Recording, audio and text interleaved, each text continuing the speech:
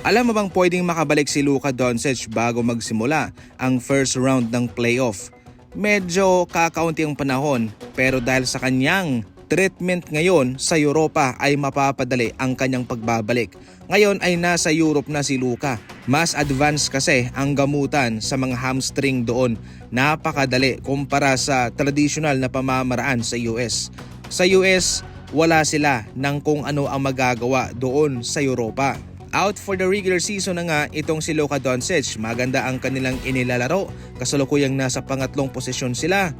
Clear na clear ang kanilang daan patungong NBA playoff. Sabalit posibleng masayang ito dahil sa kanyang sinapit na injury. Especially na medyo matagal ang recovery nito.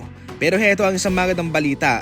Kung magiging successful ang operasyon niya, ang treatment niya doon sa Europa ay posibleng umabot lang ng isang buwan ang kanyang pagpapagaling, in which pwede siyang makabalik sa first round ng playoff. Ito kasi yung ginagawa doon sa Europa. Wala silang surgery mga idol, walang operasyon.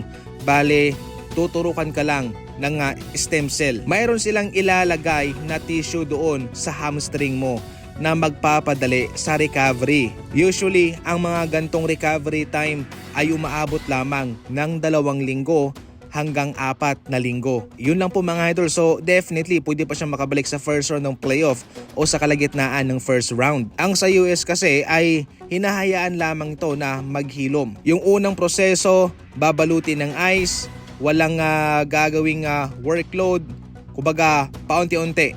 Itong sa Europa ay madalian. Kaya nandun na nga itong si Luka Doncic para siya ay makabalik. Maski ako man mga idol, gagawin ko ang lahat para mapadali ang aking pagbabalik. Ayaw kong malagay sa delikadong posisyon ng aking kupunan, especially kung maganda pa naman sana ang aking inilalaro sa ngayon. Si Luka Doncic napakainit. Kung nandyan siya, napaka-unstoppable ng Los Angeles Lakers. Kaya ang kailangan sa ngayon ng Lakers ay itong si Luka.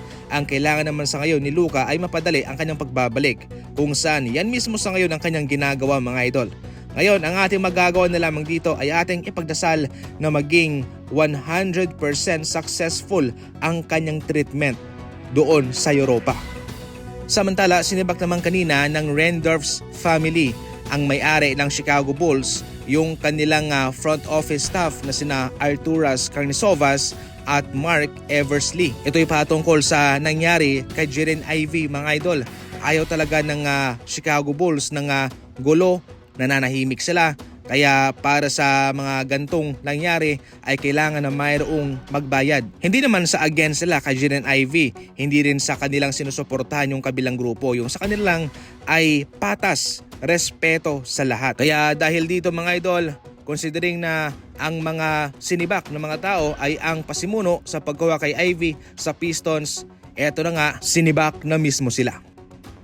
Sa kwarto mo, sa sala nyo, pwede kang maglaro ng basketball. Naka-sale pa naman sila ngayon. Ang link para makabili ay nasa comment section.